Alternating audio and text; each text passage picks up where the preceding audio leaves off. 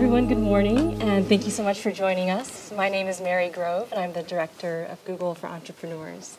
And it is my pleasure to introduce our special guest, Secretary Hank Paulson, who served as the 74th Secretary of the Treasury during the Bush administration. And prior to that, he spent over 20 years at Goldman Sachs, where he eventually became the Chief Executive Officer. He began his career at the Pentagon as a staff assistant to the Assistant Secretary of Defense, and spent a year as well working for the Nixon administration. Secretary Paulson is the subject of a newly released documentary film called Hank, 5 Years from the Brink, which chronicles his tenure as Treasury Secretary from 2006 to 9 during the U.S. financial crisis, an unprecedentedly difficult time. Following his service as Treasury Secretary, he launched and continues to work full-time as the chairman of the Paulson Institute at the University of Chicago, a think and do tank, working to advance global environmental protection and sustainable economic growth between the U.S. and China. Mr. Secretary, welcome to Google. Well, Mary, thank you very much. And I'd say thank you all. This is my first visit to Google, and thank you for what you're all doing. You're making a positive difference in many, many people's lives every day, so thank you. It really is an honor to have you, and congratulations on the launch of the documentary film. I found it riveting and really, really insightful. And it's called Hank, 5 Years from the Brink. Is it okay if I call you Hank? It sure is. It's strange if you don't. Great. Well, I'd love for you to talk a bit about your path to Treasury. And you said that when you graduated from Dartmouth, you wanted to be a forest ranger. And you ended up instead starting at the Pentagon, eventually going to Goldman Sachs, eventually becoming the Chief Executive Officer. Can you talk a little bit about your career path? Yeah. Well, first of all, some people have got it all planned out in advance, but I'm always a bit suspicious of career engineers. I always said that when I was recruiting at Goldman Sachs, if someone came out of their mother's womb knowing they wanted to be an investment banker, I was deeply suspicious. So, but with me, whatever I'm doing at the time seemed very important, and I would focus on that, and I would tend not to look that far ahead. And I was an English major. I took a lot of math courses. I was an English major. I actually had thought that I might be a professor or write books. And as it turned out, I took a different course. I ended up at the Vietnam War was going on at the time. I ended up working in the Pentagon, and when I was in the Pentagon, I learned that I liked working on projects, and I did financial analysis pretty well. And so, I ended up when I left government. One of the things I learned in government was almost as important as what you do is who you do it with. And I worked for 5 or 6 different people.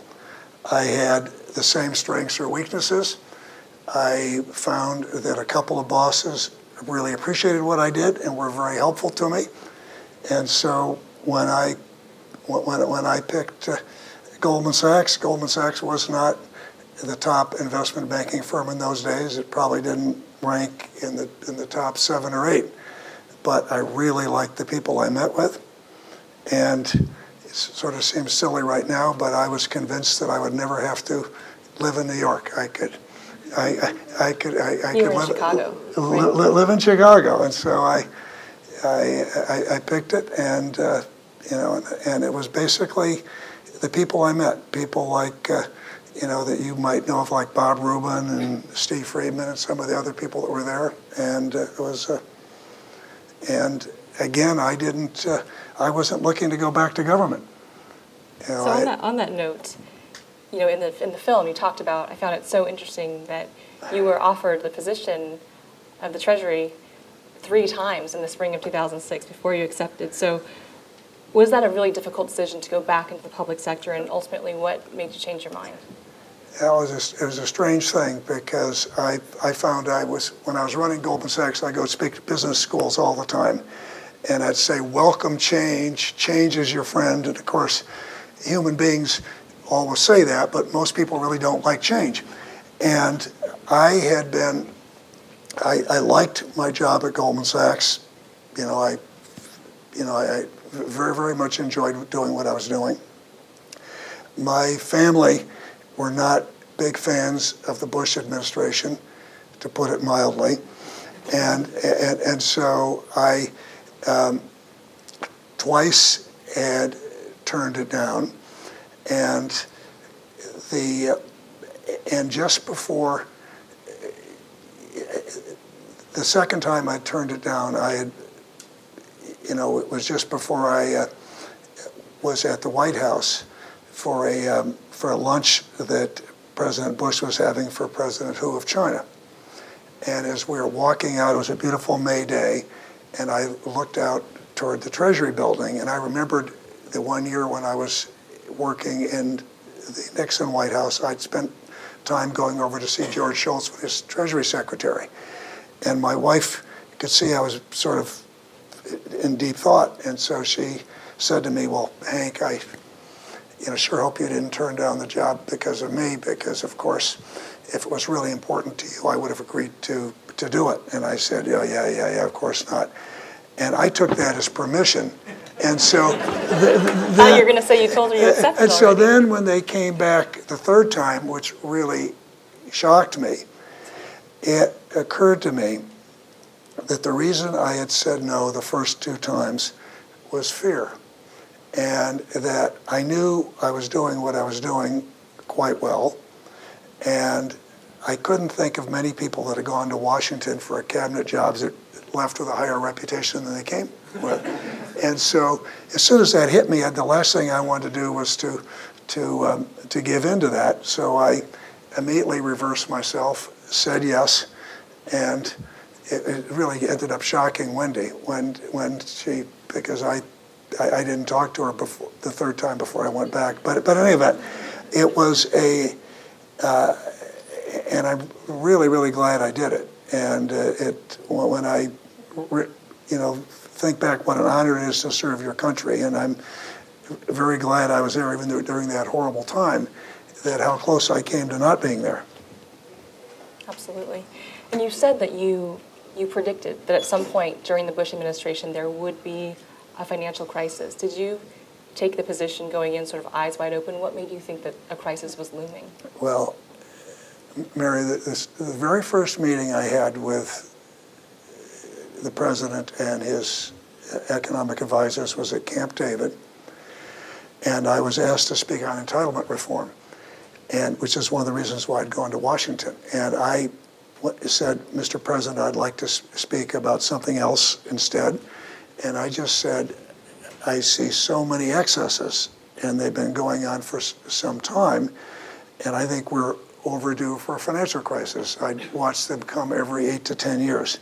And when he said to me, what do you think would cause it? I said, I don't know, sir, but with 20/20 hindsight, later it'll be obvious. I didn't see the Russian default. I didn't see some of these other things. So I talked about credit default swaps. I talked about complicated securities. I never once mentioned mortgages and residential home prices. And as I said, I think the reason so many of us missed it, you could see excesses there, but ever since World War II, if you look at housing prices in the U.S., it had gone up. There hadn't been any big nationwide decline in residential home prices. So if you owned a diversified pool of mortgages, the biggest risk you worried about was you get your money back too soon, wasn't it? You get, rates would drop, people would prepay.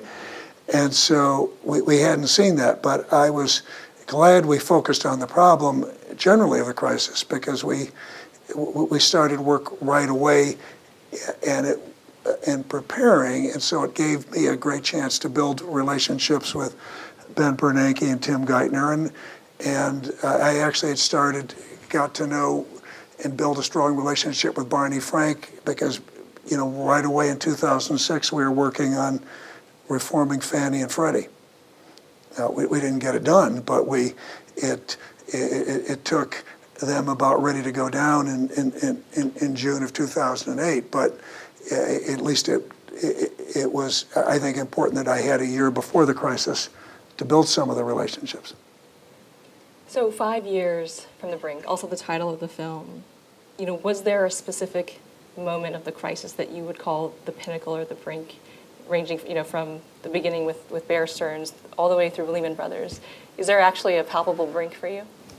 Well, I would say if I looked at the week, and there were some, from mid-August where we were racing to stabilize Fannie or Freddie, and you remember they're 9 times bigger than Lehman Brothers, and can you imagine if they'd failed, or if we hadn't had mortgage funding during the crisis, where real estate prices would have been. So it seemed like right up, from mid-August through mid-October when we put the capital in the banks, it was, that whole period was what was particularly difficult. But I think the time that I saw things the clearest and how close we were to disaster was we had what I call Lehman Brothers weekend, where we had Merrill Lynch, AIG, and Lehman Brothers all going down at the same time. And we didn't have a single legal authority that we could find that would work for Lehman. And it turns out, and look back at it, if B of A had bought Lehman, then Merrill would have gone, and it would have been worse. But that week, and so during that week after Lehman went down, and we went up for the TARP, the time when I saw it the clearest was when the money market funds started. The run generally started on money market funds, and 30 million Americans had $3.5 trillion in the money market funds.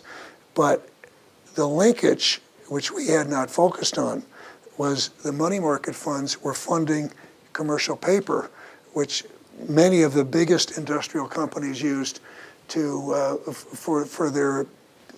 meet their financing needs. And so I received a call that week from a CEO of a AAA company, AAA consumer products company, said that his CFO had called him and said, "Boss, we may not be able to make a $800 million quarterly dividend payment on our stock." And the commercial paper markets started to freeze, and I could just see as plain as day what was going to happen if big companies couldn't pay their suppliers, and the CFO was calling them up saying, "Boss, we may not be able to, we may have to stretch out our payables, cut back on our inventories."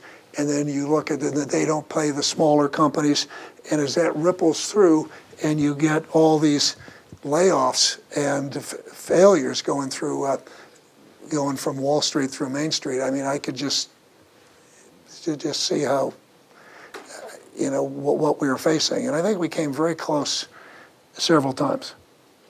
A few brinks, so to speak. A few brinks.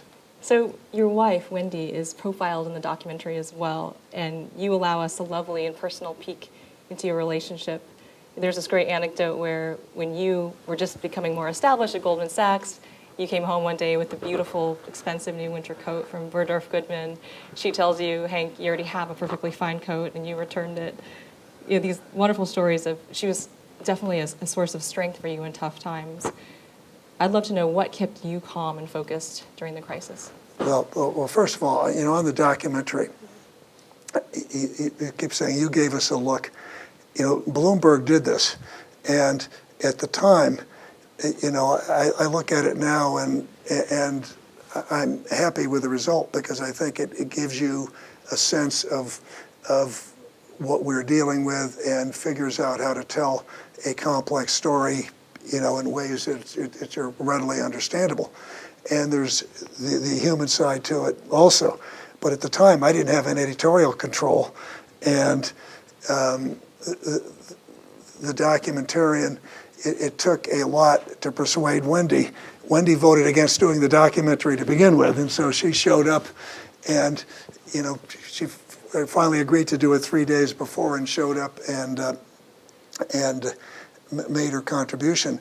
But yeah, this is, I would just say something to all of you here, and it's, probably as important as anything I can say, is that I don't know any, I've worked with a lot of important people, a lot of CEOs, a lot of successful, former heads of state, and I don't know of anyone who says, gee, I'm happy because I had a great career, but I screwed up my personal life. I don't know anybody. And there are plenty of people that don't have quite the career they'd like, but that they have a balanced personal life. And one of the great decisions I made was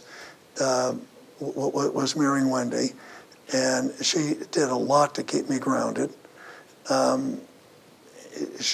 She was the one that got me interested in conservation, and I went on. She would, served on the board of the Nature Conservancy, was a vice chairman, and had run, chairman of the New York and Illinois chapters, and got me involved there, got me involved in many of the things we've done. And she's frugal. She went to college on a scholarship. Her father was a military officer. She worked her way through, and she's generous when it comes to giving away money. She does not like to spend money, and so that anecdote was one of many I could have told. But anyway, during the crisis, she was a great sense of support, and a strong sense of support. Wonderful. You've said, in your motivation to participate in the documentary that you felt it important to have a historical record of what had happened so that we don't play this movie all over again. Given Dodd-Frank and other policy changes, what do you think the odds are that we do, in fact, play this movie all over again? Well, you're right in terms of the lessons we need to learn. And I am hopeful we won't play this movie over again anytime soon.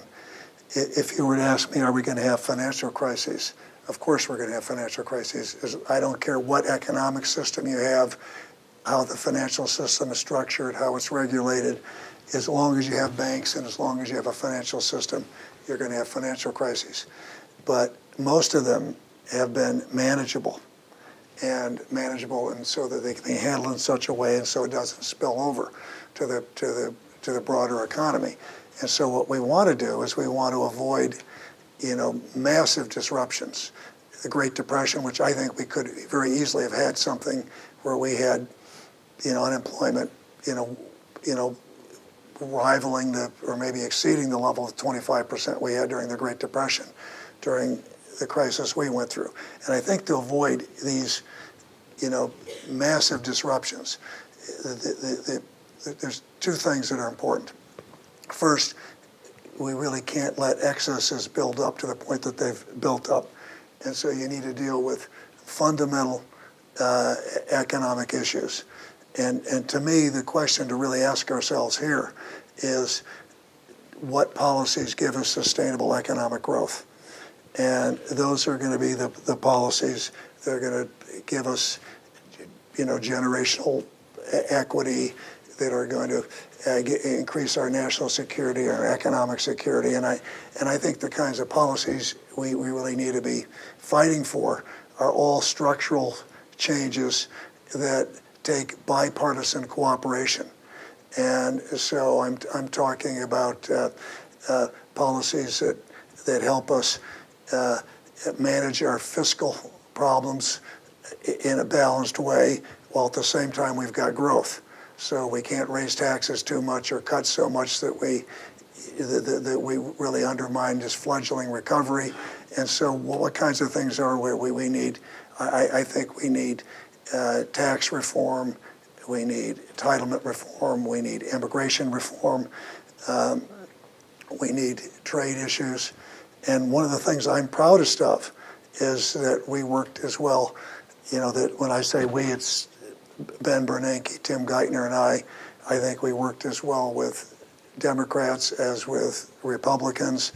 Congress twice acted before we had real disaster.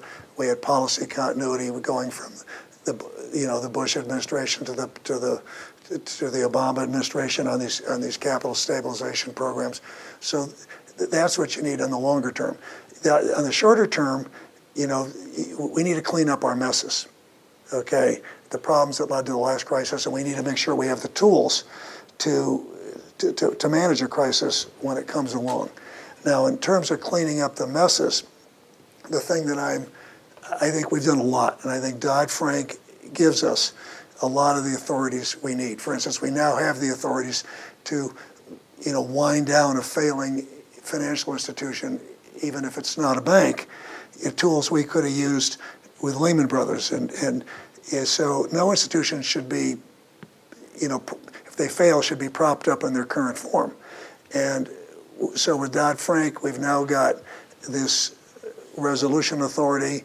We've got banks are better managed, much better capitalized, which is the ultimate defense, better regulated.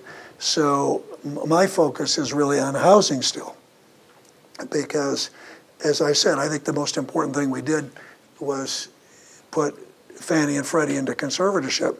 But if you look, then they backstopped, they guaranteed about half of the residential mortgages in this country. Now, and when we did that, it never dawned on me that we would keep them in their current form. Never in 100 years.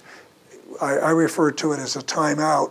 It was a flawed structure behind those agencies. And so they need to be phased out. We need to figure out what they're going to be replaced with.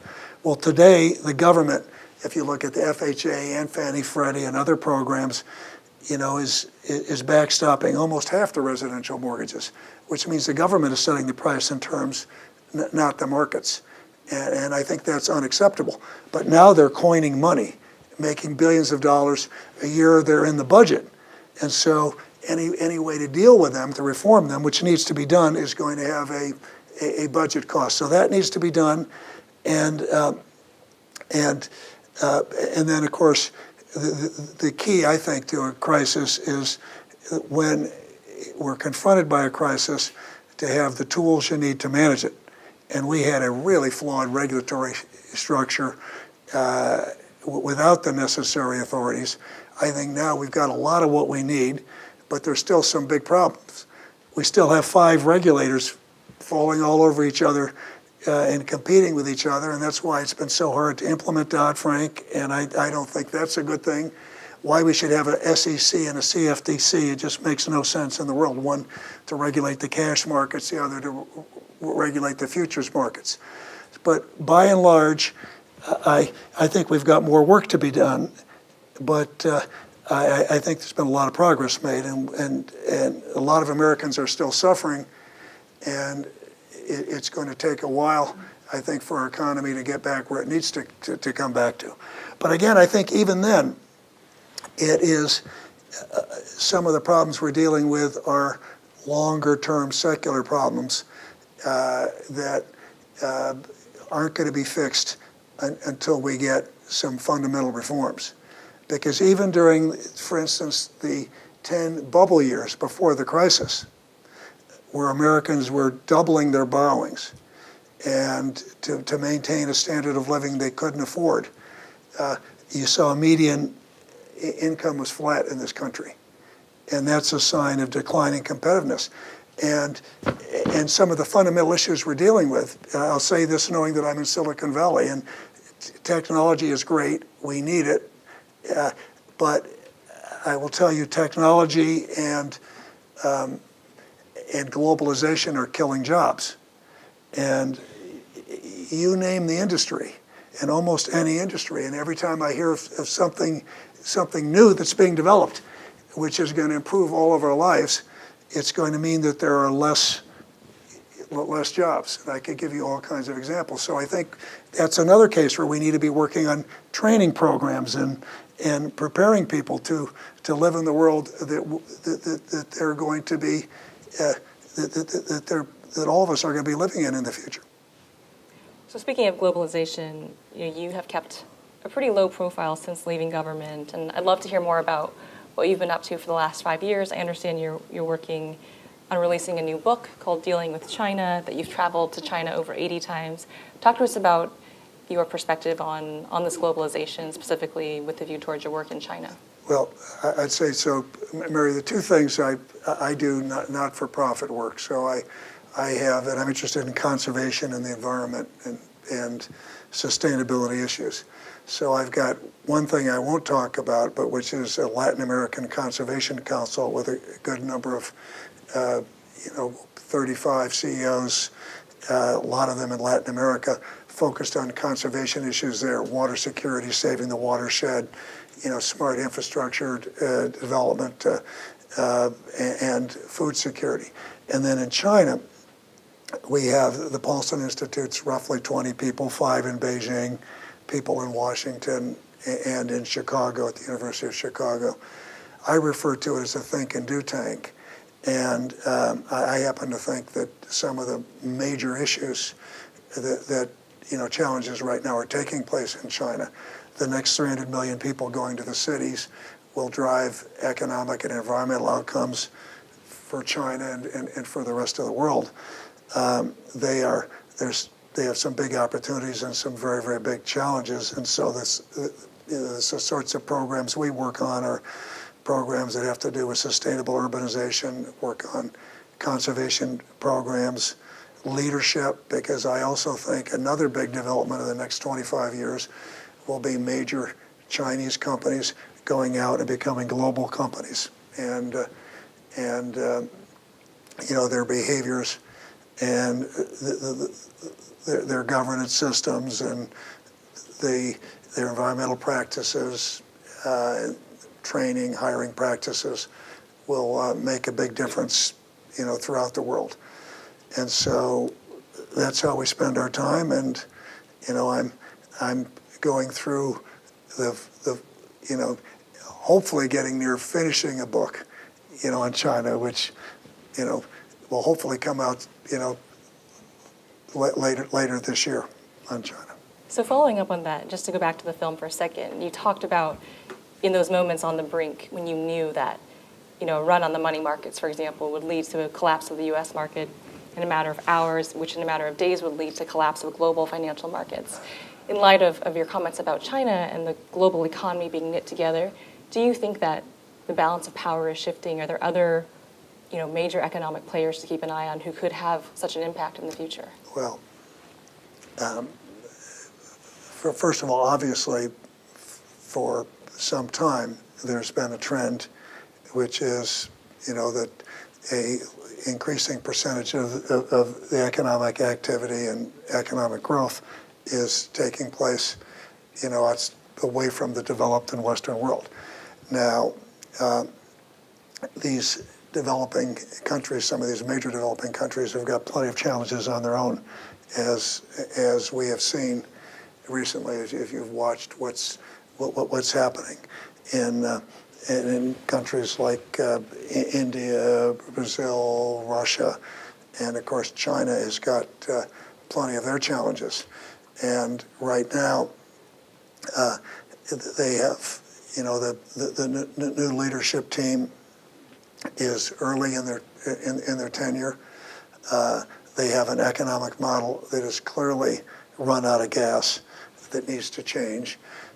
It's going to be very difficult for them to do the things they need to do.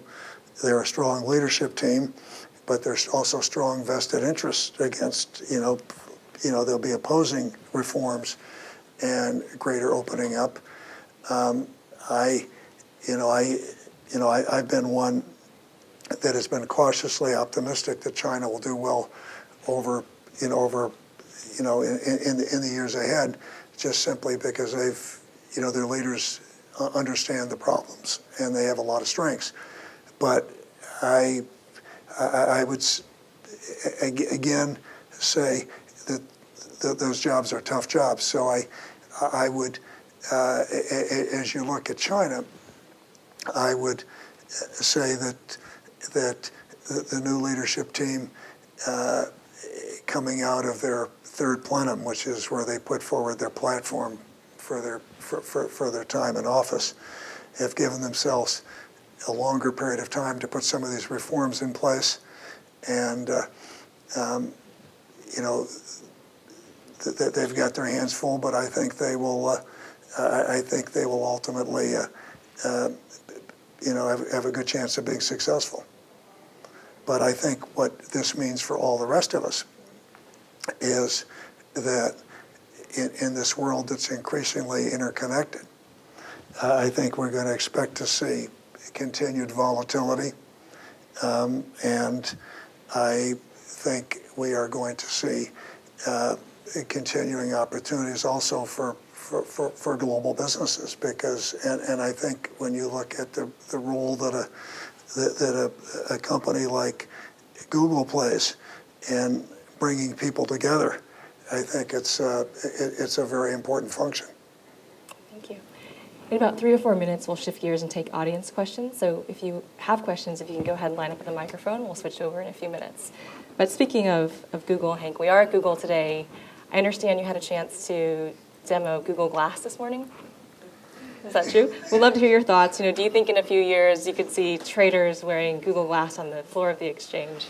Well, let me say this, I'm looking forward to doing this afterwards, so I didn't get a chance yet this morning. We'll do it over lunch. We'll do it over lunch, and I look forward to it. But I'll tell you one thing I do know, and you're talking to someone who is a Luddite when it comes to using devices. So I'm still at the stage where, iPhones and iPads and. What is your phone of choice? What? What mobile phone do you use? I started off with a BlackBerry because I could feel the keys, Right. And so now I've advanced to an iPhone, but the one thing I will say in terms of markets, I think there's just a lot more that can be done in terms of technology and markets, and I think markets are when properly regulated and structured are hugely important. And speaking about China, what the new leadership team in China has said very powerfully is they recognize that markets have got to play a bigger role by far and the government playing a lesser role. And they've cited all the examples where the government has been involved and you've got excess capacity, whether it's steel or shipbuilding. You could just go through industry and they see the private sector. And so I think, I have no doubt that technology is going to continue to be a powerful force in markets, but it's also something we need to understand better. And because with technology and the upside comes some very real risks. Some great responsibilities. Yep. Question. Everybody's looking for the next crisis. About 10 to 15 years ago, I read this book by Frank Partnoy. It's called Fiasco, which talks about derivatives. And I remember he talks about a lot of stuff that will blow up in 2016, 2017, 2015, some bet that Morgan Stanley or somebody else has made at the time with some company in the world or some pension fund. So I was wondering whether you think there is a real issue with this, and if there is, what can be done about it? Well, interesting that you raised the question, because when I talked about that, it alluded to this first session I had with President Bush and his advisors, and we talked about a financial crisis. I talked about derivatives because the complexity, it's just like technology with anything. You don't get in trouble in financial markets if you've got a bad idea, because it doesn't go anywhere. You have trouble when you get too much of a good idea, and whether it's securitization or derivatives. And at the time when I went to Washington, we had a problem because everyone knew how much, if you're looking at debt, let's say General Motors debt, you know how many bonds they had outstanding, but nobody knew how many derivatives had been written against that debt, okay? And there were a number of institutions, trades weren't being settled and sometimes for 6-9 months after they were made. And it was very, very hard for the industry to figure out how to clean it up because it took their counterparts. When I was at Goldman Sachs, I began working on this with the New York Fed. Now, I think today we've come a long way, and I'm much less focused on the derivative problem because there's if you look at Dodd-Frank, there's a requirement that derivatives be traded on either exchanges or central clearinghouses. I don't like the way it's been watered down in the sense with certain derivatives being exempted. I think what you really want to do with derivatives is have greater transparency. And if you can't put them on an exchange or in a clearinghouse, and they're so complex they can't go there, then you've got to hit them with a big capital charge because complexity is the enemy. But I think there's been, I should have given you a much shorter answer and just say there's been a lot done to deal with this problem. And so I think the things that have got the most focus, the big banks and too big to fail, sure that's still an issue, but much better capitalized, better regulated. There are now emergency authorities to deal with them. The derivatives, a lot has been done with the derivatives area, and a lot more is being done. So the things that I'm tending to focus on are the problems where there hasn't been as much done. Fannie or Freddie, or some of the shadow banking market. Looking at still the commercial paper issue. The SEC's got proposals, but I'd like to see them enacted, and I'm not sure it's gone far enough. What are your thoughts on moral hazard? That's one of the things that the documentary does a pretty good job on. I think moral hazard is a real important issue. And for those of you, I think you all pretty much know what moral hazard is, which is if there's a presumption that the government's going to be there to bail someone out, then you're not going to have all of the other stakeholders, the shareholders, the borrowers, the depositors aren't going to be as vigilant as they need to do. Now, as we went through the financial crisis, I was forced to do things, and it wasn't really hard to decide to do them, that were very objectionable, but they were better than the alternative. In other words, there's a moral hazard when the government steps in, but the alternative is taking the system down, and everybody suffers even more than they have. Now, I will say that as I look back, I don't think there are many CEOs of failed institutions that wanted to have their institutions fail or didn't suffer. And if you look at what was done with AIG and Fannie or Freddie in terms of management being replaced, parachutes going, et cetera. But to cut to the chase with moral hazard, I think one good way to think about it is this. No matter how well a regulatory system is structured, we can never rely on regulation to solve all the problems. It just won't. Unless you believe the banks are trying to blow themselves up, it's hard to believe that regulators are always going to find problems that bankers couldn't find themselves. And so that's why you need, because of that, you really should be concerned about moral hazard, and you really need market discipline.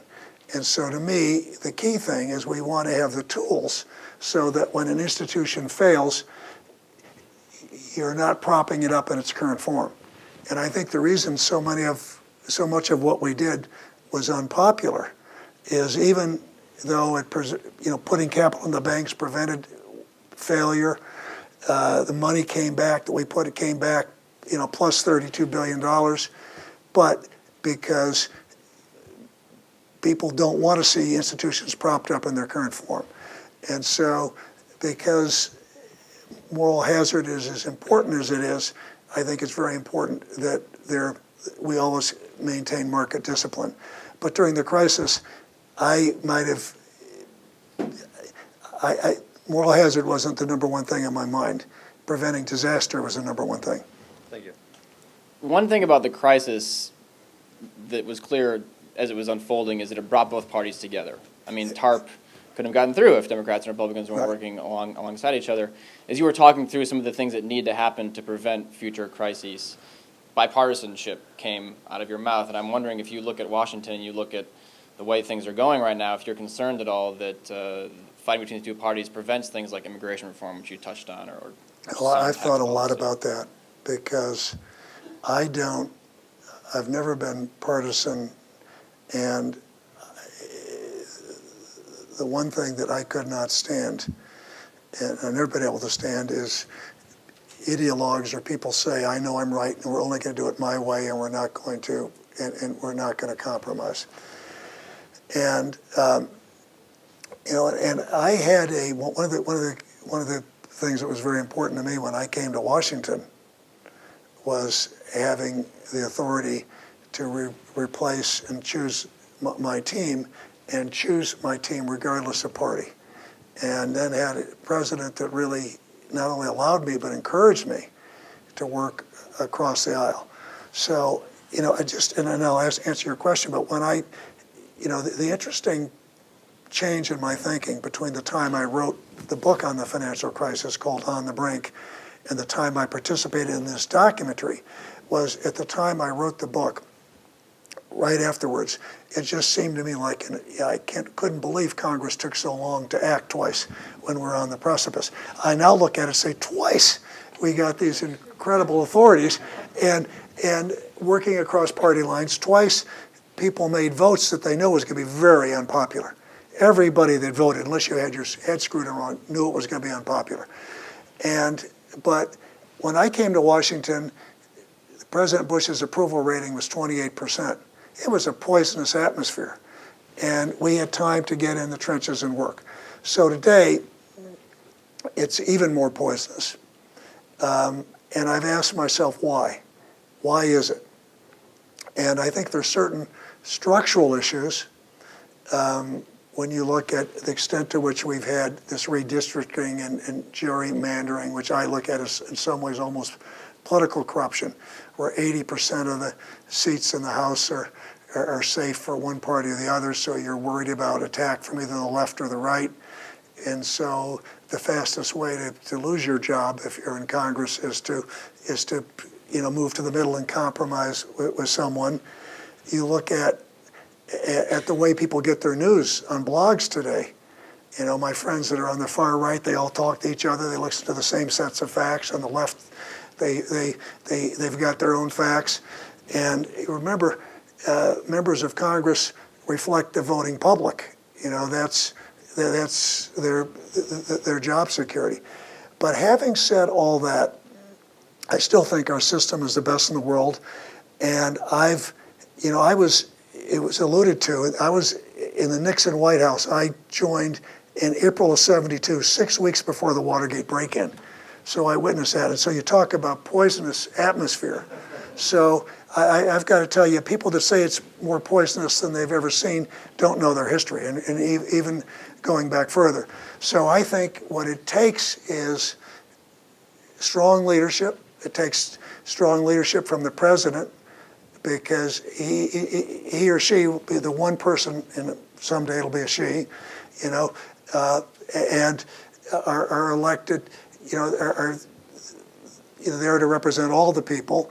And then it's just going to take working hard across the aisle. And I tell you, you can't do anything that's important, really important, up in Congress, and that's structural, without bipartisanship. Thank you. So we currently have about 5 minutes left. If I could ask a favor of our four colleagues to each ask their questions in a row, and then Hank, if you can make general You are so remarks. polite and nice. What you mean to say is ask a favor, please be brief. That's not one of No, my no. virtues. You can ask them in a row, and and maybe you can I'll make some try, general okay. remarks. So one of the benefits of free market capitalism versus the crony capitalism version that we currently have, and a lot of the programs helped, is that there's a good side effect to failure of a commercial enterprise, is that whoever emerges from the ashes learns their lesson. Yep. And if we'd done this during LTCM, the current crisis wouldn't have happened. but we didn't do anything for these guys to learn their lessons. Couldn't we have attached a condition to the recapitalization that's, limiting bonuses, something that someone at least would have learned a lesson? I got it, okay. I just wanted to know what you believe poses the biggest risk today to bring about a future financial crisis. Okay. Something different than financial crises, I wanted your thoughts on banking rules and how they relate to the recent legalization of marijuana in Washington and Colorado, and whether there's a way for those rules to be adjusted so those states can make their democratic experiment, or would that be a loophole that's too dangerous for the system as a whole? What are your thoughts on Bitcoins, and should I put all my money in it? Well, what's my thought? I missed it. On Bitcoins. Oh, Bitcoins, okay. Okay, so this is going to be, these are going to be easy because there's two questions I can answer, and there's two I don't really have terrific answers for. But so let me start with the two.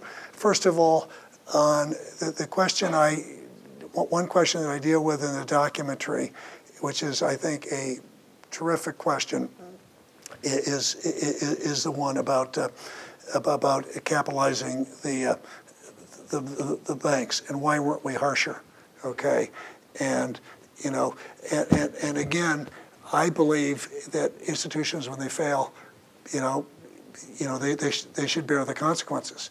But financial institutions in the middle of a crisis, let me say, no bank is too big to liquidate. Almost any bank is too big to liquidate quickly in the middle of a crisis, any bank of size. And I think what people didn't understand about our capital program is that traditionally what has been done is during a crisis, when an institution fails, you nationalize it.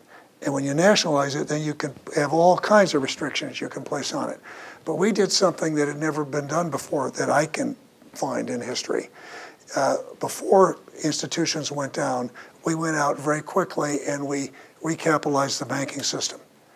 And if you don't do that, and we did it with attractive terms. And if we had tough terms, banks wouldn't take the capital until they're ready to fail.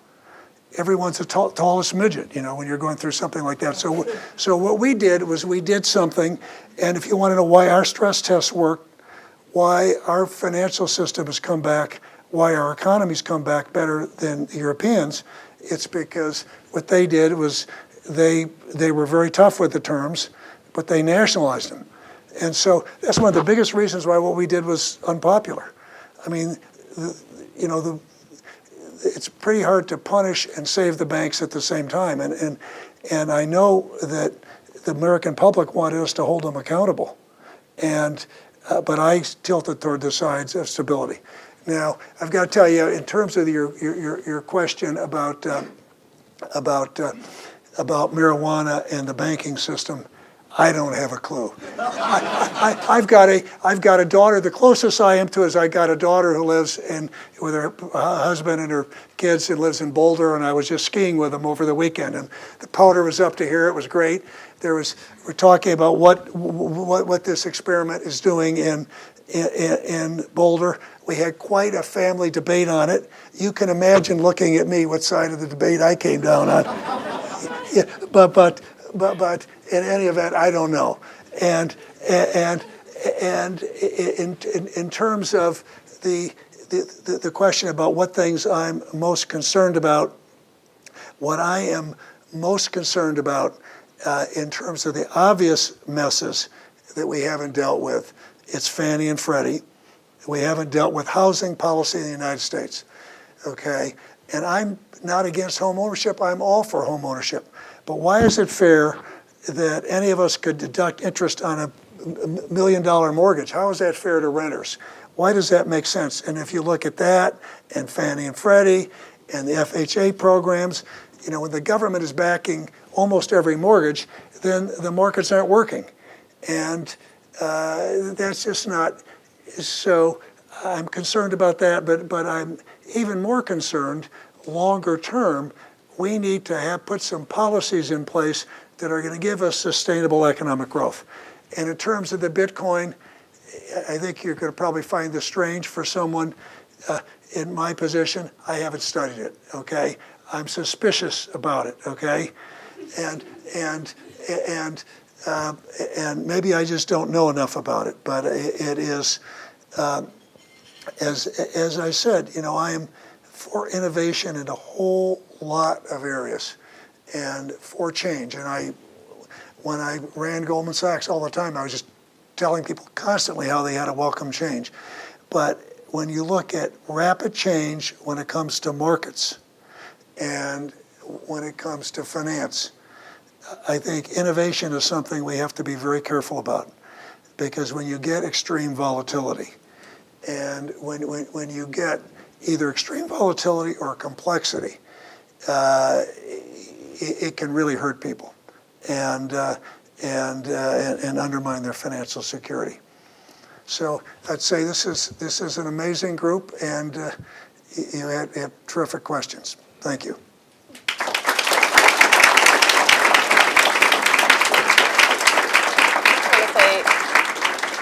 To everyone in the room, really appreciate you joining us, and I highly encourage you to check out the documentary, Hank, 5 Years from the Brink. It's available on Netflix. And Secretary Paulson, thank you for your service to our country and for joining us at Google today. And Mary, thank you. Thank you. This has been a lot easier than a congressional hearing. Good to hear.